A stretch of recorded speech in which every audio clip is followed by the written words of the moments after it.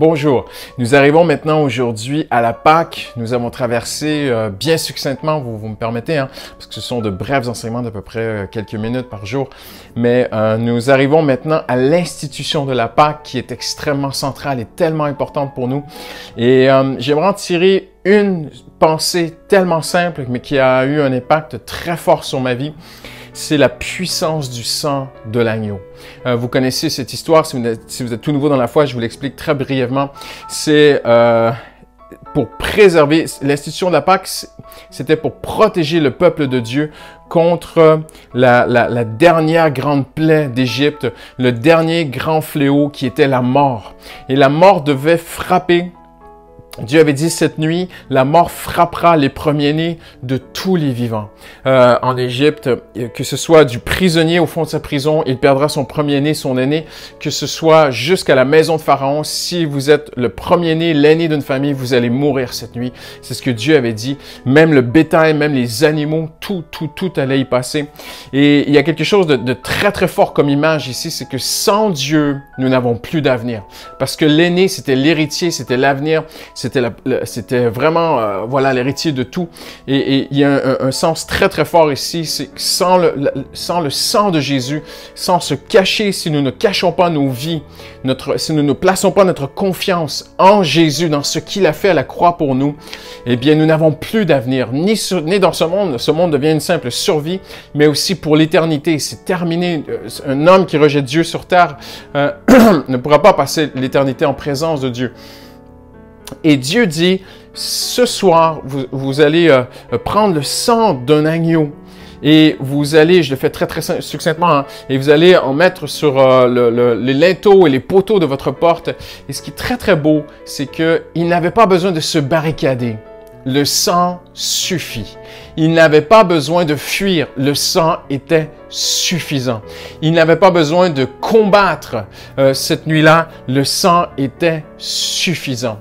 Et je pense que parfois, oui, il y a un combat spirituel. Paul parle de combat spirituel, mais je pense que le grand combat du chrétien aujourd'hui, c'est de faire comme Jésus a dit lorsque Satan vient vers lui et avec Pierre, avec cette tentation de ne pas aller à la croix. Jésus dira « Arrière de moi, Satan ». Et le combat ne dure pas très longtemps. Et je pense que parfois, dans certains combats, plusieurs enfants de Dieu ou certains enfants de Dieu se laissent prendre par l'ennemi, ils se prennent la tête avec l'ennemi, vont se battre avec l'ennemi alors qu'il est déjà vaincu. Et pour moi, une grande partie du combat spirituel est déjà gagnée lorsque nous restons fermes sur notre position, que nous sommes victorieux en Jésus et que le sang de Jésus nous garde, nous protège notre vie, nous protège du passé, nous protège dans le présent, nous protège face au futur, que le sang de Jésus protège nos enfants, notre famille, et que le sacrifice de la croix est complet, total, final, et que nous n'avons rien à rajouter, ni aucun rituel là-dessus, ni aucune liturgie ou quelque forme de religiosité que ce soit. Il n'y a aucun objet physique qui peut vous protéger de quoi que ce soit aujourd'hui. Vous devez croire que le sang que Jésus a versé à la croix, sa vie qu'il a donnée pour vous, est tout à fait suffisant pour vous protéger complètement. Vous êtes dans une protection de Dieu. Vous avez un avenir en Dieu par Jésus-Christ. C'est final, c'est total, c'est suffisant. Et si vous lisez bien aussi le combat spirituel, le texte du combat spirituel dans Éphésiens, où Paul va parler que nous n'avons pas à lutter contre la chair et le sang, mais oui, contre des dominations dans les lieux célestes. Il parle, après il précise de prendre l'armure afin de tenir. Et voyez-vous, pour moi, le cœur du combat spirituel, c'est de tenir cette position en disant « Non, je suis victorieux en Jésus-Christ. Non, Satan, tu n'as pas accès, je suis victorieux, je suis protégé. » Et ce soir-là, eh bien, les Hébreux, alors que la mort frappait partout, eh bien, simplement, par le sang de l'agneau, le peuple de Dieu était protégé. Non seulement il fut protégé, mais tout ce que Dieu a envoyé sur l'Égypte pour libérer son peuple n'a pas suffi pour les libérer, mais en un instant, quand le petit agneau a donné sa vie et que son sang a été appliqué sur les maisons, eh bien, cette nuit-là, ils furent libérés.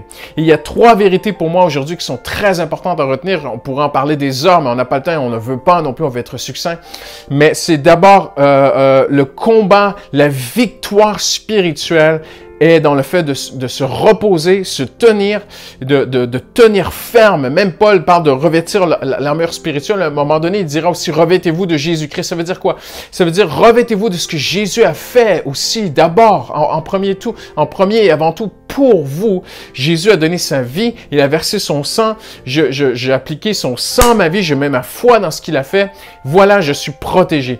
Deuxièmement, la Bible dit que pendant que la mort frappait partout autour, eux étaient appelés à se nourrir de l'agneau. Et même à faire une célébration. Le vrai mot dans l'hébreu, c'est une célébration, c'était une fête très importante. Et Dieu veut que nous ne vivions plus dans la peur, mais dans la joie, dans la paix, que le sang de Jésus nous protège.